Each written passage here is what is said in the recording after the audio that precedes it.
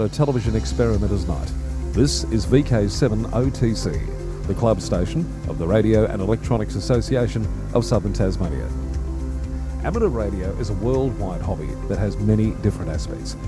Digital television is just one of the many modes and areas that are covered.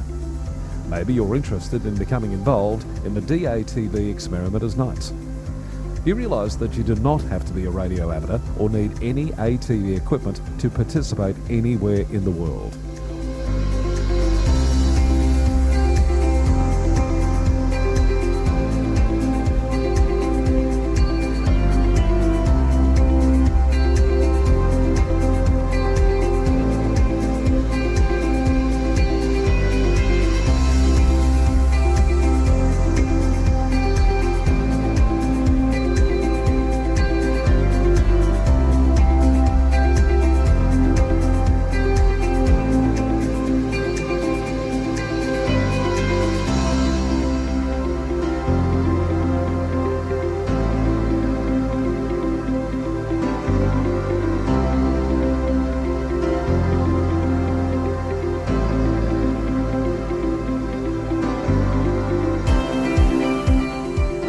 Also participate in the night by coming up to the Queen's Domain club rooms. Yes, right on top of the Queen's Domain in the heritage-listed Coast Wireless Station.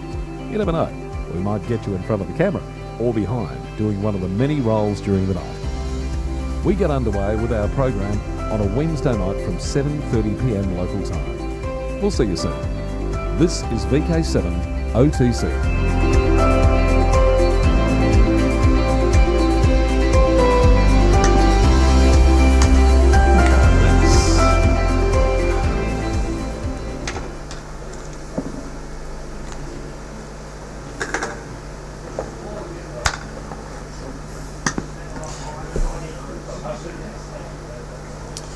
Let's go to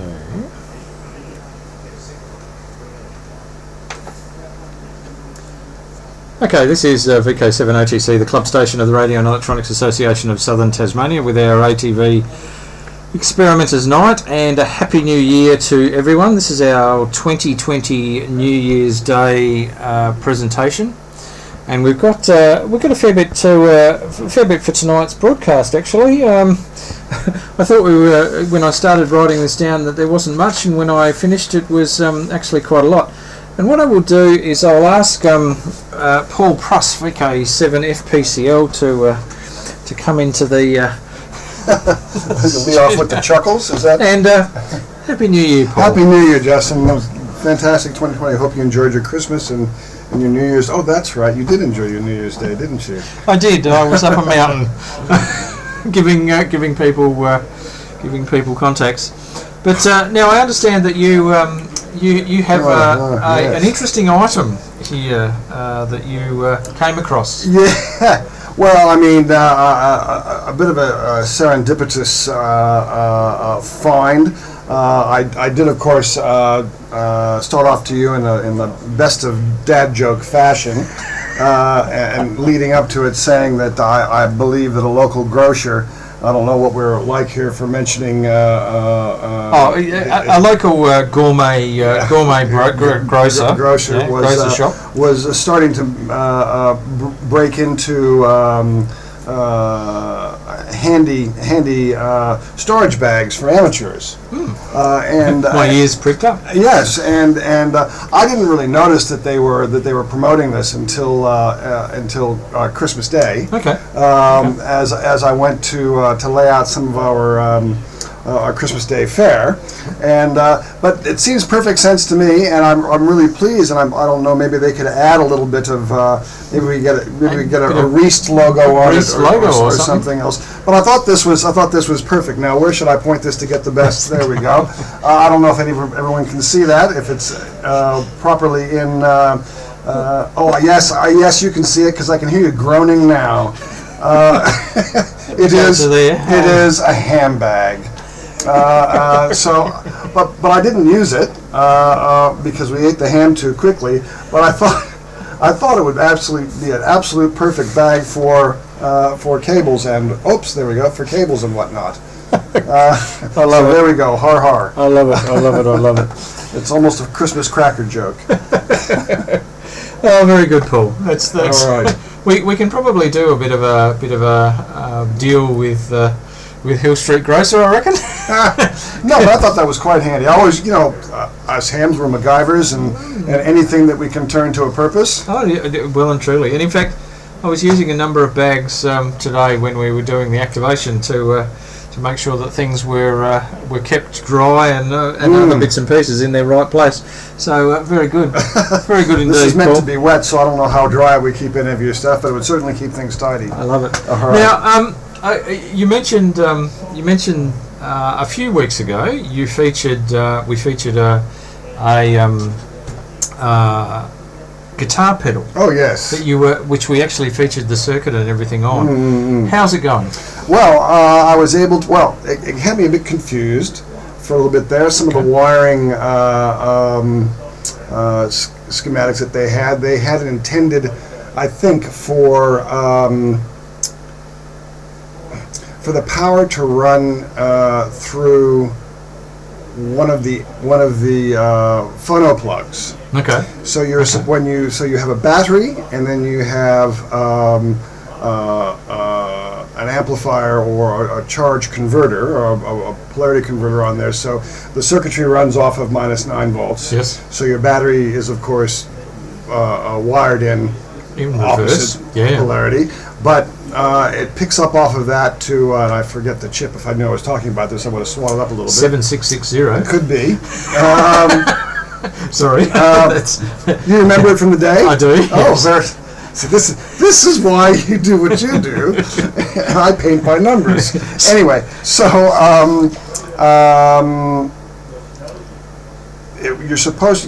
the battery was supposed to have the circuit completed through the stereo phono jack. Okay. And then when you removed your amp plug, it broke the connection and saved the battery charging the circuitry. Okay. And then when that was out, you could then plug your 9 volt mains in, or sorry, your 12 volt mains into the side, and have that work off of. So you could run it with what they'd call a phantom supply or not. I suppose, yeah. They didn't mention it like that, but yes. But it's very similar. So it wasn't working out on me, so I just replaced the plug with a mono plug, and put it in a logical way, and added a switch. Right. Okay. Well, at least you actually know that it's on the right setting. Yes.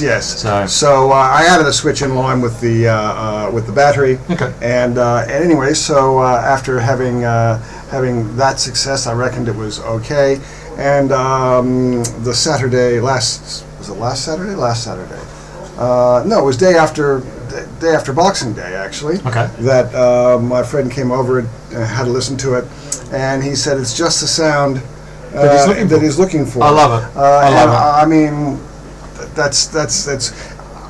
I find a lot. I mean, it's a combination of things for me. It's the electronics, which I'm interested in, even though I'm no brainiac. But it's also helping another person, a friend.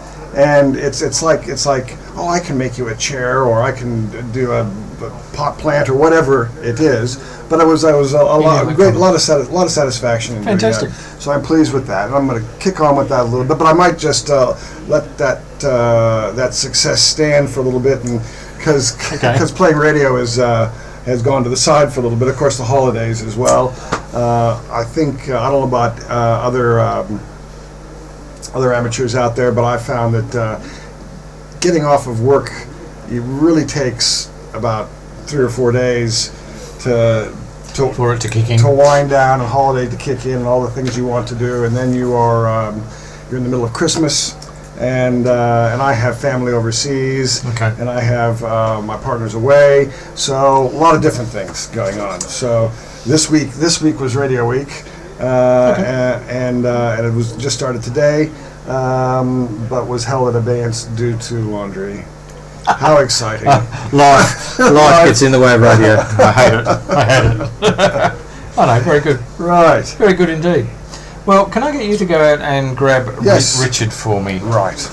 And this is VK7OTC, the club station of the Radio and Electronics Association of Southern Tasmania, with our DATV New Year's Eve. New Year's Day. We are in 2020 now, the very first day of 2020, and we've had some interesting contacts being made across the ditch by a couple of people. Come in, Richard. Come in. To the spider to the fly. And this is Richard VK7ZBX. Hello, Richard. Greetings. Now, I understand that you have been communing via RF with our cousins across the ditch. Indeed, we have. There's been many weird New Zealand accents put on during the course of a couple of days, but we had a really good run. It's a shame Hayden's not here because he was probably a little bit more coercive into you are going to the top of a hill when it was going to be 40 degrees. Is this a good idea, Hayden? Yeah. So this was the other day. This was the other day. Now, this was Monday. I don't know whether you're able to get a picture. Yes, off we have the technology. We have the technology. I just love technology. If we head to here, if I can just remember where to find it now. It's the problem with being old. No, it's not. Believe me. Just want to these newfangled devices. So that was probably. Click on look at that. Beautiful. Now, if we zoom in here, look at that technology. That one hasn't got the name of the company and the rig and the things all blotted out. Yes. Hayden's there, not looking at us. Now, hang on. Let me go to here so you can actually see what we're seeing. So, describe what we're looking at. Okay, so this is at a hill just above Kingston, at one of our commercial sites, which we were fortunate enough to be able to visit, and it's cool. It used to have one tree on there. Now it's got no trees on there, so it's a really good spot for playing radio. It is, however, very windy. If there's no wind anywhere else on the planet, there is wind here. Well, actually, is the wind indicative by the awning here doing a little wavy thing? Yes. Yes. And in fact, Hayden was very quick to show me how everything was sort of bent and twisted of his awning due to the last field day out at Mount Hobbs, where he was on his own, and he goes, the people that design this stuff, a one-man operation. He goes, he must have 3 arms, this man. Yeah, and I know exactly what he's talking about, given I've got one of those on my van. So after a considerable amount of tying down, the wind actually shifted a little bit and it wasn't too bad. So we initially erected the 3 antennas, the 23 centimetre Yagi at the top, which I think is about 38 elements. Is it a loop Yagi? No, just it's an MO Yagi. So what's the or is it just a thing on the? The bit at the back is the coax tail sort of sticking out of it. But see the white things along it? That's interesting. Yeah, that's the one of the Rex's design where you have the fiberglass boom and the little up stands onto a piece of aluminium. Okay, that's what I'm seeing. Okay. So then there's the 70 centimetre antenna below that, which is 14 element VK5DJ sort of derived thing. And then the one below that is a 2 metre 7 element LFA. So we're mixing it up with all the antenna designs. Okay, cool. And so we basically thought we'd get that up quite quickly. This was we got there about 8 o'clock. We were probably trying to aim to be there about 7, but best load. You know how it is. Sort of sleeping. So we got there and sort of thought, we'll put the antennas up. So we've put it up. New Zealand's about over that way. Fire up on 144.1. CQDX, VK7ZBX calling CQ. And out of nowhere comes ZL1 IU at 5x9 plus 20. Like, Roger got you turn the volume down, yes. We did have a bit of a granddad moment where it's like, you're not actually showing anything on the meter, but you're really loud. One moment. Let me just turn the OGC back on. Right, okay. And it was a colossal signal. Like, strong. Bending the needle. Oh, really strong. And he gave me sort of 5.9, which was really good. Okay. He's like, would you like to try 432 150 or 150? So we did, and look, he wasn't very strong, but we exchanged signal reports like 5 and 1. Yeah, okay. And it was really good. We got a bit excited and thought we'd try 1296, but Right. alack and alas. Although I'm sure at one point during the morning we sort of stayed in contact on 2 metres. Okay. And I'm sure we had probably had a dozen attempts on 1296. Yeah. Okay. We only had 10 watts on that antenna. So were you actually seeing that sort of signal report, or those signal levels vary during the morning?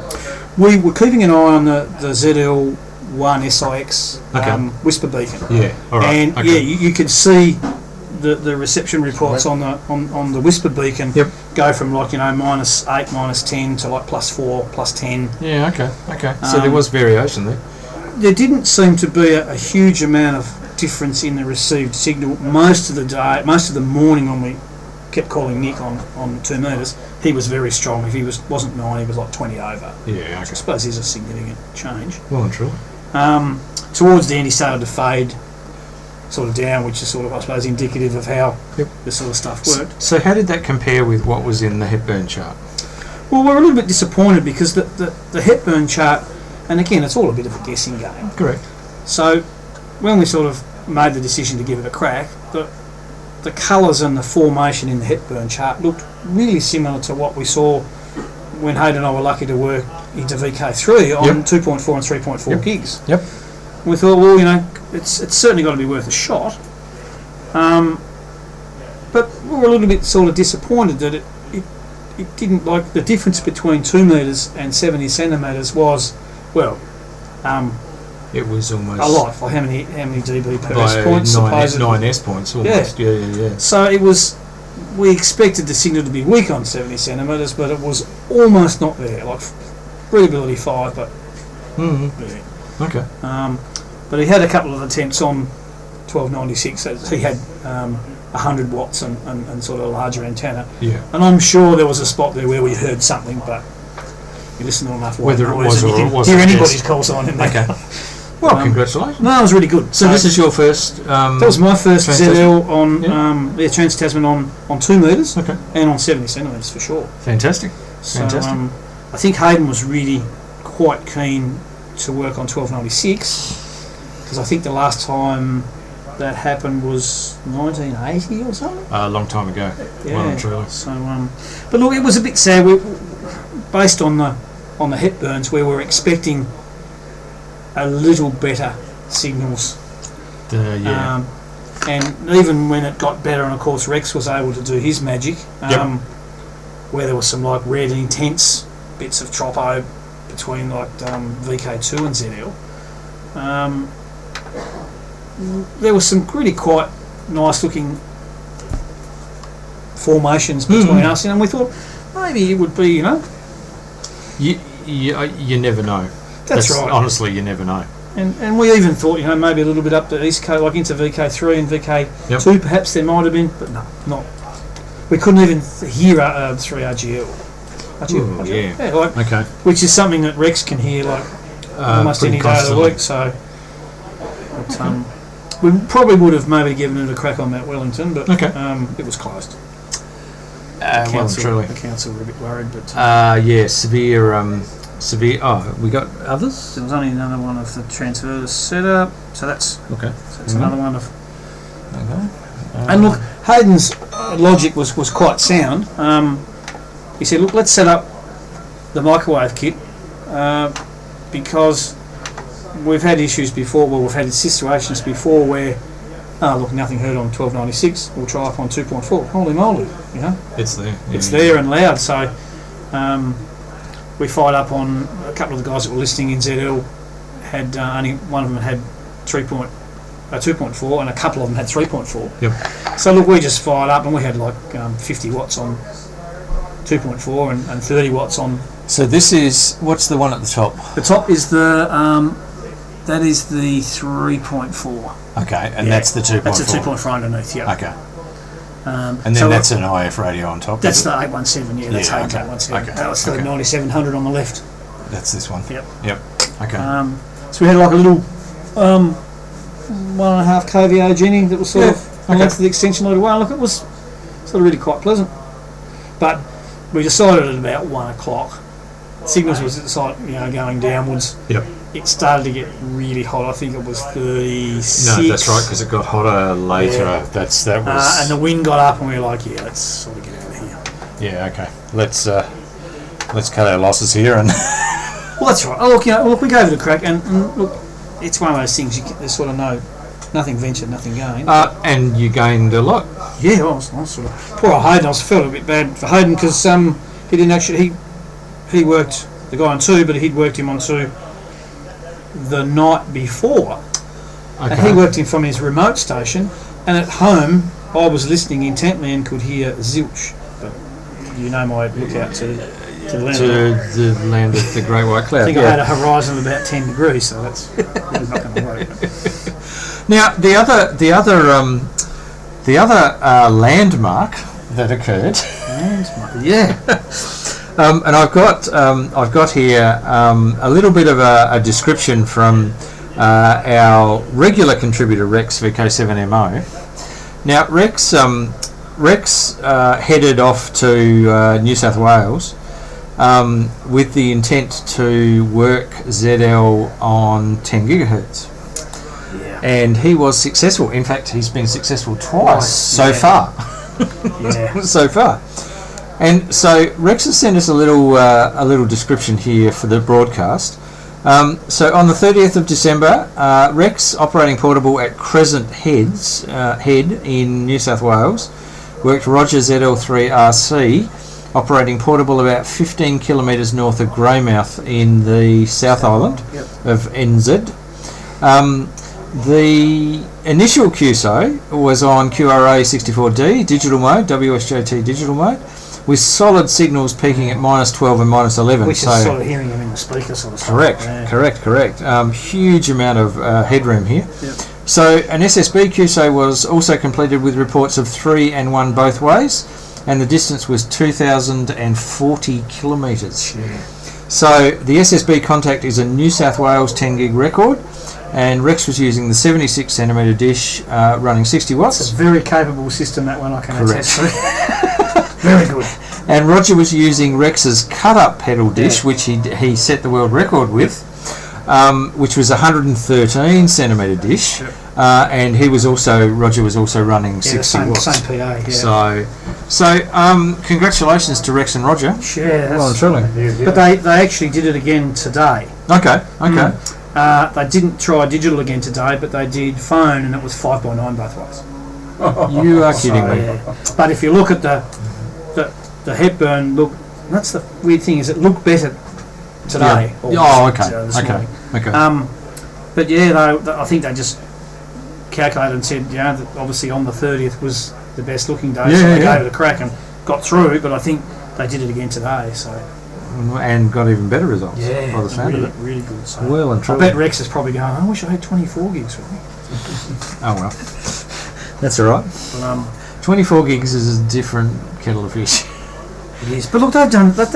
It is really quite impressive when you look at what's involved with getting the signal Correct. across there. Like Correct. everything's against you. Like goodness. Absolutely everything is against you. Let alone with 24 gigs, what is actually against you is the water vapour. And you're going across a fully water path. And look, so you got to take your hat off to Rex too. Like Rex and Glenn. Yep, Glenn English. We're sort of looking at 186.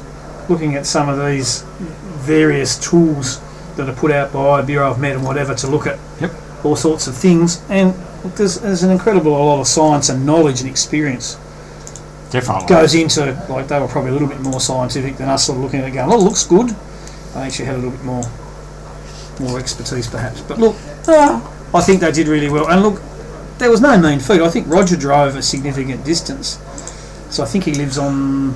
He doesn't live at Greymouth, I know that. So I think that there was a significant effort by him. In fact, this is if my memory serves me correctly, this is actually where they broke the record. They broke the record. So they know the setup and they know the takeoff and all of that sort of stuff. So there were some pictures on the Facebook group on the.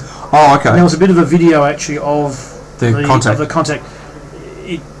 I listened to it and I really couldn't hear but often the audio reproduction is not sort of indicative to what they're hearing. Correct. So, okay, cool. Fantastic. Now that leads us into the Summer VHF UHF Field Day. So I'll get you to do a little spiel. Well, look, we're just hoping that lots and lots and lots of VK7s can dust off some VHF and UHF gear. Now, I think this time Hayden and I are going to combine our efforts and set up a combined station up on Mount Wellington. Okay, cool. We probably made. Well, I set up a station for the last field day, for the spring field day, and because I haven't done very many many field days, I was a bit excited. I had lots of different bands, and I wanted to get lots of points. You're excited. I'm sure. It's passion. Showing passion. I probably annoyed the crap out of people that were trying because there was no plan, there was no structure about how we were going to work people. Yeah. So what it is we work a few people on, channel 50 and then 144.1, then we go to 439, then we go to 432, then we go to 10368, and then it was all. I'm sure, like Paul did say that, like, trying to follow you guys. It's like, really, like, what are you trying to do? So the plan is for this field day is, rather than have lots and lots and lots of exotic bands and frequencies, we're going to basically try and concentrate on. Oh, it's a horrible for you, Justin. Goodness. Keep going. We're going to try and concentrate on the bands that lots of people have got. So we're going to have lots of things on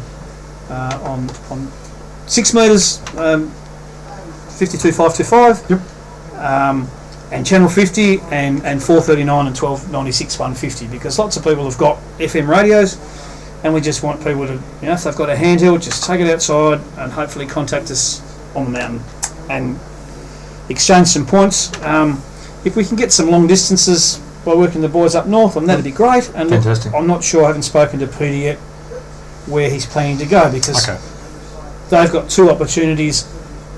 If the Hepburns look good for propagation to VK3, they'll go to one particular site, which I think is on the north side of Light system? of the large mountain up there whose name escapes me. Mount Ben Lomond? No. Where the turbo where the Mount Barrow. Mount Barrow. Thank you. Yes.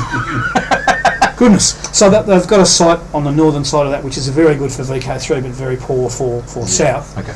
The area that he sets up in White Hills is really good for south, but I think then you're sort of looking at Mount Barrow to go north. So I think Peter's plan is to basically go up portable on the Saturday in one place, probably VK3 or something, and then the Sunday for another place. So we're going to try and liaise with him, because it'd be nice to be able to work. I know, well the and northern truly. guys. Well and truly. And in fact, it gives both parties better scores. That's right. Because of the distance. Yeah. So, but my main sort of plea to everybody down here is to just dust off whatever VHF, UHF gear you've got. Yep.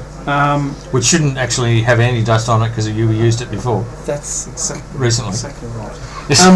But also, so look, if people have got 1200 meg equipment and they maybe need a hand to finish antennas or whatever, like a goal would be to get all of those antennas that were built just recently actually in use. That's right. That would be good. Look, if people need a hand to get it up in the air or something, like if they holler out, I'm sure some of us could sort of help out. And there is always a Wednesday night.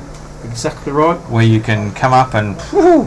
But the other thing we're sort of thinking about doing maybe is from next week, if people want to come along, we're going to sort of have a laptop with the VKCL software. Great.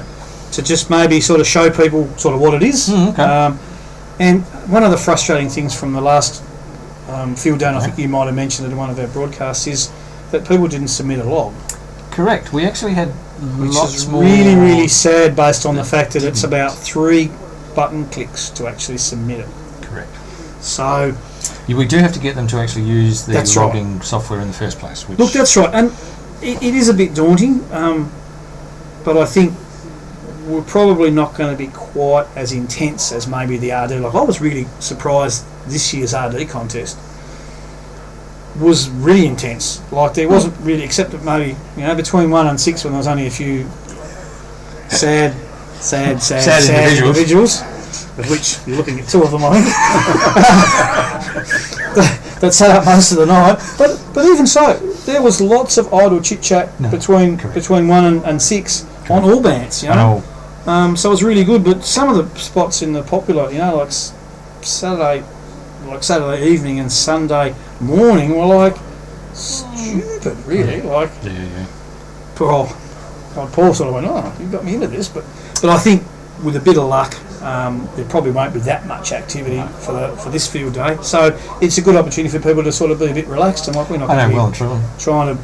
You know. And if we do put a little bit more structure into that process, then people can actually plan like their day around it. That's right. Because the repeat time, which is 2 hours, you can do all the contacts and then go and do something for an hour and a half, and then come back and do the repeat contact. So look, we're going to try and just remind me again, when is the field day? On the 18th and 19th of this month of January.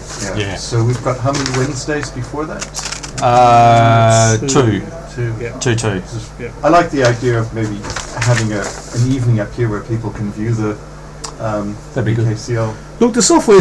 It's really good software, but you do probably need to, if you're thinking about using it, put it on, have a bit of a tinker. Correct. And then if you've got any questions, maybe we can go through them, because it is a little bit.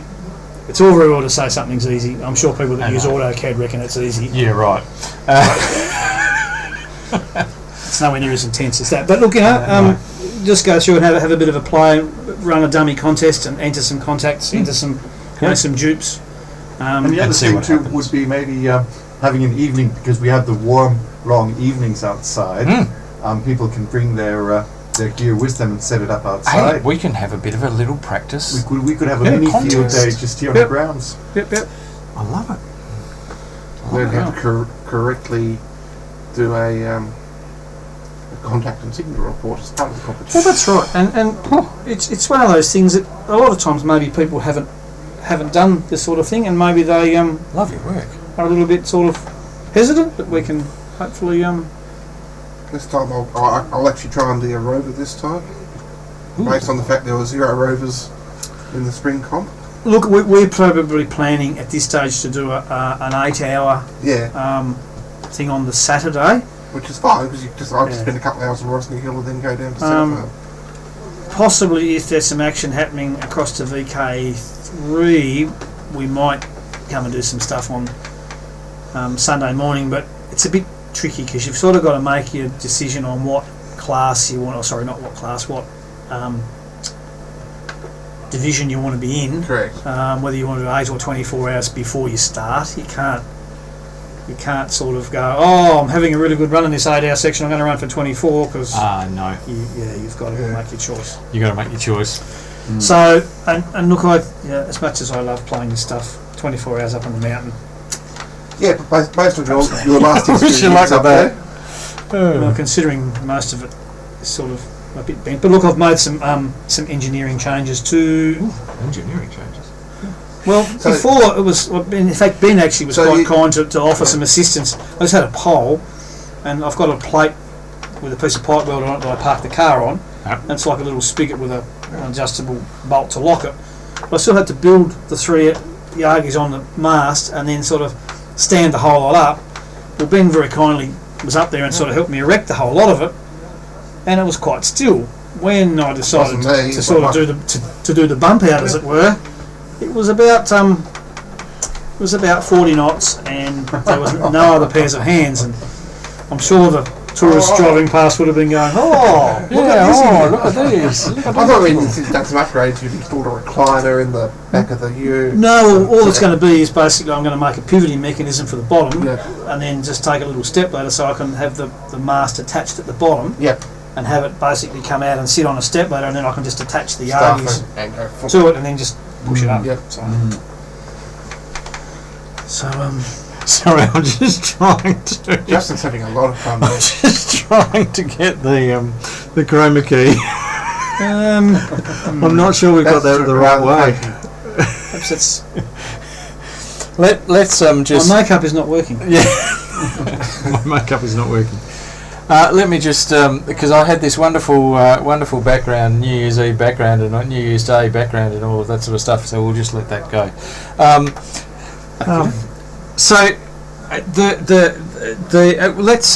Let's make an executive decision here. Yep. Next week we'll do the VKCL up here show and tell. Yeah, let's do that. Okay. Let's do that. Cool. And it'll be in the broadcast because I'm writing myself a note. Yeah, no, do that.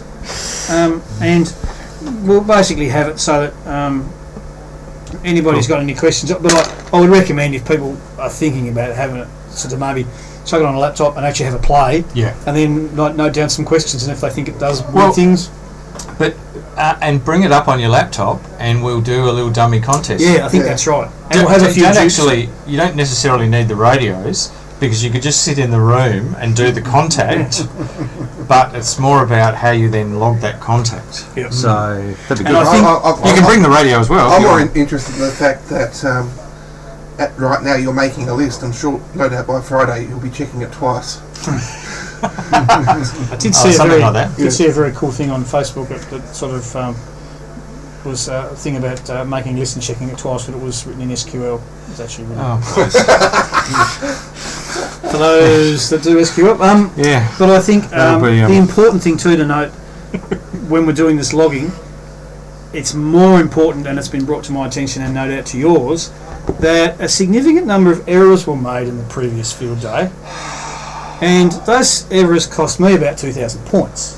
Well, it cost me 78 points.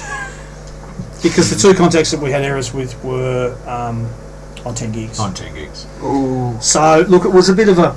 But I think it reinforces that probably more speed, less haste, more speed. More speed. And I think really in VK7, we're not in the business of...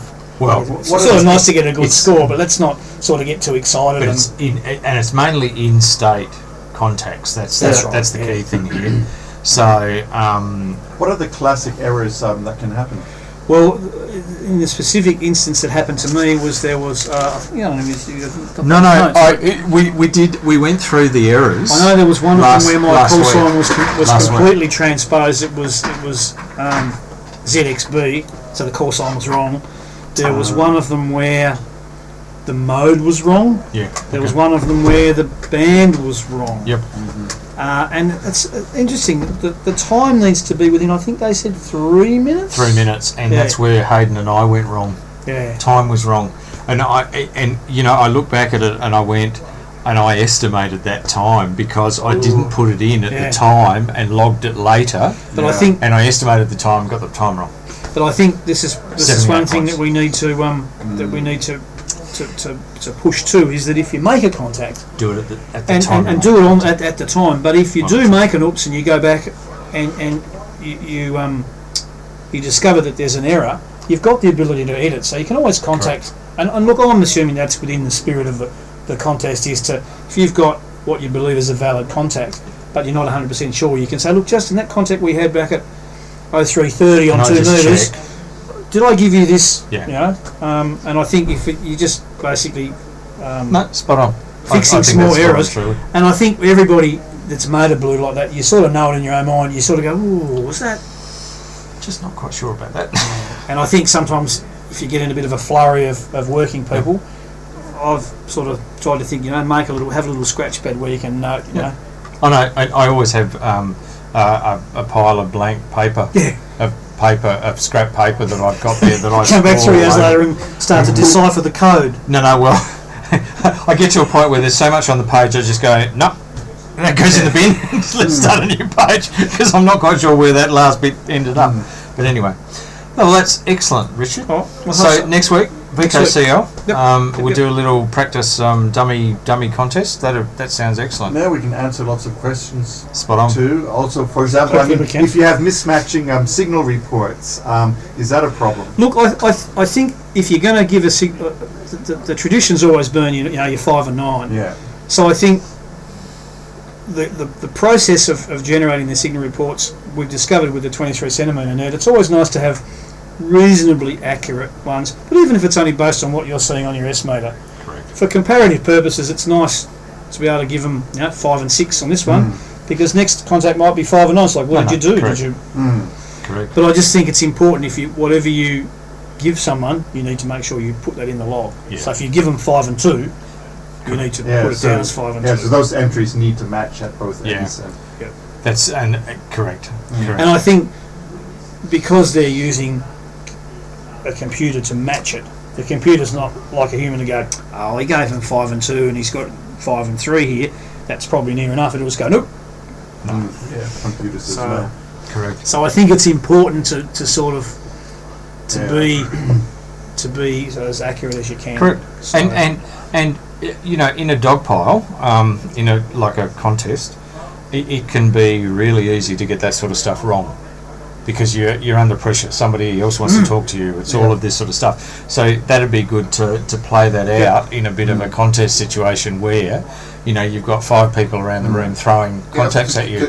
Just shouting at one person. Well, I'm sure. especially if you've got call signs that have got, you know, B's and D's in them, M's and N's and all that sort of stuff. correct. You know, You miss them. You get them wrong. Is it possible, after the whole thing is finished and over, can you go back to where you uploaded your file and see whether your upload had errors in it? the checking's done later, isn't it? The checking's done later. So you can, if you upload your file and then you realise you've made an error, you can re-upload it. Yeah, no, what I meant was just after it's all finished and completed, can you go back and just see, have I caused any errors? No, yes. And in fact, last week I had the error report that was sent to everyone in the contest, and we went through each But of that's the different. generated by the contest manager, isn't it? After the fact. Correct. So when you submit your log, that's what I would like to be able to see. I'd like to be able to go back now and just see whether my entries were all 100% accepted, or whether I had some You would errors. have got.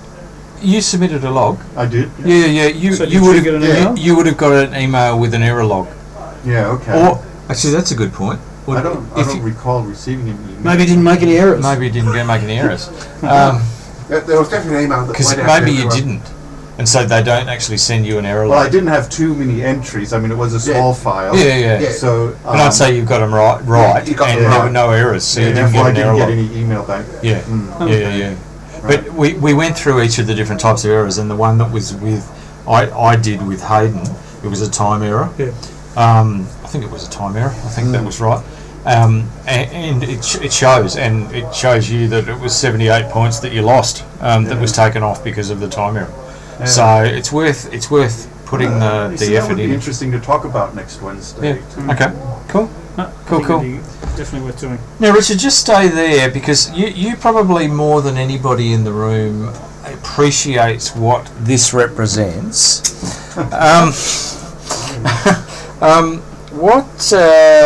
What we have here, and I'll just go to This a button. this a button. Yeah, this a button. Now, this particular person here is David Giles, VK5DG. Ah, yes. Now, Dave was actually my best man, so I know Dave reasonably well. And he has, I don't know whether we can actually, oh yeah, we can. He has just qualified for the Keith Roger Memorial National Parks Award, which is run by Amateur Radio Victoria in VK3. Now, the Keith Roger Memorial National Parks Award is given to people who work all 45 VK3 national parks. But the key thing about what Dave has done over the last couple of years is he's worked all 45 of those national parks via satellite. Oh. So he's actually he goes out, he's got his elk antenna, which is exactly the same as what I have, because Dave gave it to me as a birthday present when he bought one. Wedding present? No, not quite, but he goes out and he has 2 817s that he uses. Oh, wow. So that he can do the Doppler across the two of them. And he's got a great little PVC pipe mount that he uses. Very simple, very... Just doing this is... correct. So to actually work the 45 national parks in VK3. All LEO satellites too. Correct. If you had Oscar 10 or Oscar 13 up there, you could just sort of kick back and work them all in. But these are the days. These are LEO. A number of these contacts were made on AO7. Wow, That's a good effort. So but he's been keeping me up to date each time he rings me, which is usually Christmas and birthday, or we talk at Gipstech because he's a Gipstech person. He's been updating me, and he was doing, I think I've got this right, he was doing the last couple on his way home from Gipstech or something like that. It was actually, that's how recent this actually was. So good on you, Dave. that is a very good effort. And that's Dave being very very happy about his his certificate that he received. I think they're writing up something for AR magazine and a few other things. So you'll probably see a bit more about this in the not too distant future. So that was a good effort. So yeah, that is the Keith Roger, and it's a bit hard for us in VK7 to actually do the Keith Roger unless you spend a lot of time in VK3. We probably could come up with a similar scenario here in Tasmania, where you could work all of the national parks and come up with a John Rogers Memorial National Parks Award or something like that. Anyway, You've already put thought into this. just putting it out there. Good thought. Now, okay. Today is a special day on the SOTA calendar. Oh, it is. Oh, yes. It's Double Points Day. So who was up there at 11 o'clock? Well, Ruben and I were up on Collins Bonnet at 11 o'clock. Actually, before 11 o'clock. Saturday. See you, Ben. We managed to make our way up there after 20 minutes into the walk. Yours truly going absolutely arse over tit and banging my knee. And my knee is somewhat larger on my right side than my left side. We decided that in true SOTA stoic fashion that it was not going to stop us, so we kept going. Wow. We did walk in a slightly different way to what we usually walk into Collins Bonnet, which was via the Mount Connection pathway. So for those who know Mount Wellington, you go up the Mount Wellington Road to Big Bend. And just after Big Bend, you park at Big Bend, if you can get a park there, and you walk in the fire trail. So you walk in the fire trail, go the Mount Connection, there's a little track that takes you around Mount Connection, then down to the fire trail again, and then up onto Collins Bonnet. So it's about, it's a 15 kilometre round trip. You used to be able to drive it, you know. You used to be able to, yes. I'm not sure you'd really want to drive it on some of the fire trails that we were on, but anyway, it'd be interesting. It'd be fascinating. So just let me. So what I thought I would do is just give you a very quick picture tutorial. Let's go to there. Okay. It's wide. Okay, that's a panorama back. This is Mount. Now what is that? No, I don't know what that is actually. Oh no, this is. Sorry, this is looking toward. This is okay. I know where this is. This is looking towards Mount Connection. So you've gone down the Big Bend track in a little bit, and you're looking at duckboards that goes across the swamp. The swamp that is there feeds Northwest Bay rivulet. Oh, okay. So fairly important swamp, that one. On Mount Wellington. The Waratah's out. So that was just a very nice little picture of a Waratah.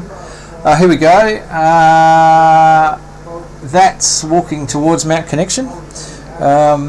And we come up to Mount Connection and come around a corner, and there is Collins Bonnet. Wow. So in front of us. Now, there's a fair drop over that edge, right down into the valley, and then back up. You can just see it here. You can just see the east-west trail wending its way down here. You can just see the trig point is on that point there. You'll see that in a minute. That's okay. That's Collins Bonnet there. This is Collins Cap right here. So that's a 10-pointer, and this is an 8-pointer. Sure, I've driven to the top of Collins Bonnet many years ago. Really shaly, rocky Correct. track. Yeah, that's the one. Well and truly. Just to prove that we were there. Now we did a panorama, 360-degree panorama here. What we're looking at here is that's Huonville right there. Oh. So to give you an idea, this is the end of Collins Bonnet here. This is Mount Montague, and if you were a bit further over here is Cathedral Rock. Now, just so that people realise, Collins Bonnet is the nose of Sleeping Beauty, nose and most of the face of Sleeping Beauty, and this is the trig point. Then we go in the other direction. Now, this is the end of Collins Bonnet, Mount Montague, and Huonville is in the middle there. We're coming around this way. You're actually looking. You're looking at your direction, Richard. Okay. Yeah. And you're looking at Mount Dromedary, Platform Mountain, something like that, out that way, and then the trig point there. Now, just next to where you are, where the trig point is, there is a fairly spectacular ravine that just drops off the side of Collins Bonnet, so you really don't want to walk on that side, but it's fairly spectacular, and that just keeps going down right about there, and that's looking out, that would be looking at northeast. Yep. Direction. Not quite as bad as the drop off at Mount Lloyd. No. No, not quite. Now this is this is me being a geologist here, so I'll skip those particular thingos. Rocks and stuff. Because this track's just been graded by a fairly large grader, and so what it's done is cut some soil horizons very nice and neat. Okay. So you don't get to see those things when they're cut very often. This is Mount Connection, so this is walking back down the east-west trail. Collins Bonnet is behind us. This is what it looks like. That was a green grasshopper, so don't worry about that one. This is looking out. What are we looking at? Oh no, that's Collins Bonnet right there. That's the end of it. Yeah, and oh no, sorry, that's Collins Cap. What's in the background here? Just up there is New Norfolk. Yep. That I think's Mount Dromedary. I think. Or Faulkner? Oh no, Mount Faulkner's in front of us. Yeah, okay. In front of us. Yeah. This is Mount That's Dromedary. Yeah. And I think that one is Platform Mountain, which is actually behind Mount Dromedary, somewhere there. Because Platform, the only reason I know that is Platform is another soda summit. This is Collins. This is Collins Cap. This is Collins Bonnet here, and then we go a bit further. This is where we were. We're up here. It's a big scree slope here, big boulder scree slope here, and then we're looking in the direction of like Huonville, down the Huon Valley. Okay. Oh, and that's my knee. Yeah. So you don't really want to see that. No, we don't do incident reports. I just have a bloody sore knee. But anyway. Cool. So I thought we'd finish off today. I did notice on the Nano VNA, that very popular little antenna analyzer, that there has been a new firmware released, which is 005. It does take, this is for the Nano VNA Fs, it does take it up to 1.5 gigs, although it does, the default setting is a gig. It's accurate to probably 1.35 to 1.5, you'd be questioning its accuracy. It does fix a whole lot of other things and bits and pieces. There's a few bugs in there that it does fix, and adds real image RX trace format. So I don't know what that actually means, but that's what it actually adds. Sounds impressive. Sounds like a good feature. And is available on the Deepelec, which is the guy that actually designed the thing and writes the firmware for. It's available now on that for download, and then you can update the firmware through the USB port. This other little VNA that I've got goes to 1300 megs. Yep. Which, when we discovered when we were doing the 1200 meg antennas, you've got to, it won't obviously go above it. So if you select 1296, and then the default is to go like 5 megs either side, and it'll just go. No, I can't do that. So okay. So it doesn't actually even allow you to do that. So no, but it's still nice. But So anyway, I just thought I'd point that out. That has literally, in the last day or two, appeared on the Nano VNA mailing list. Can I just say, a word of warning, the Nano VNA mailing list is a high volume list. Okay. Very high volume list. I've got it set to digest, and I get at least 3 or 4 digests a day. Wow. So some good filtering, or? Correct.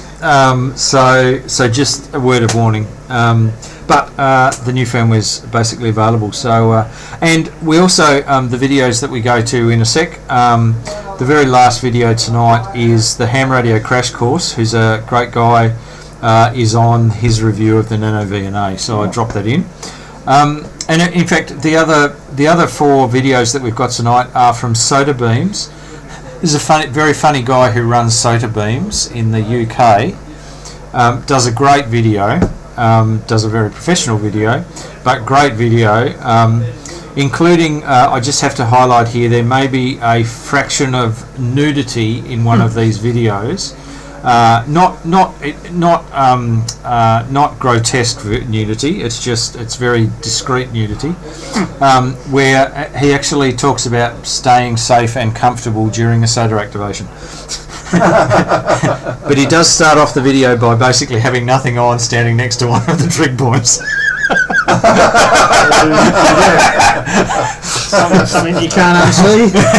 No. Well, it's got suitable little boxes around the various parts that need suitable little boxes. He does do quite a funny video. Selective pixelisation. Correct. So the other ones, he does a very interesting one on combating 2-metre interference. There is a site that is a popular SOTA site in the UK where they can't use 2 metres because of the amount of RF that is coming from a site very close by. And he talks about how do you actually combat that so that you can use 2 metres in that particular location. So good little thinger. Using FT8 portable. So that's an interesting little email. Erecting an end-fed antenna with one person. So that's always a bit of a challenge. Bit like Hayden's awning. Awnings, It might only have been one person. He might have had 6 arms. Correct. And I know exactly what he's talking about there, having an awning on the van to do that. I have done it a few times, but oh my goodness, you do need 6 hands.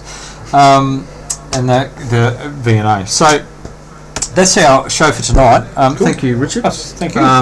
And we'll I'll put a big blurb on about the VKCL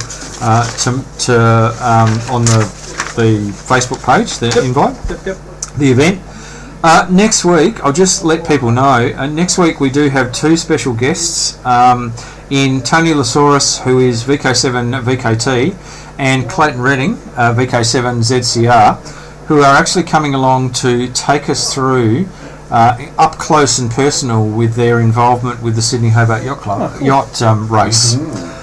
So they do a whole lot of recording for the yacht race. They also, Tony's lucky enough to get onto the media boats that chase the line honours winner down the Derwent at the end and all of this sort of stuff, and got some pretty impressive Pretty good pictures. photos. Yeah. So both Tony and Clayton are coming along next week to take us through what that's all about. So. So yeah, that's what we'll get up to next week. Better do an ID. This is VK7OTC, the club station of the Radio and Electronics Association of Southern Tasmania, with our DATV Experimenters Nights, and we'll get underway with our videos. And a happy new year to all, and I hope 2020 is all you want it to be. So 73, guys. Let me just do this and turn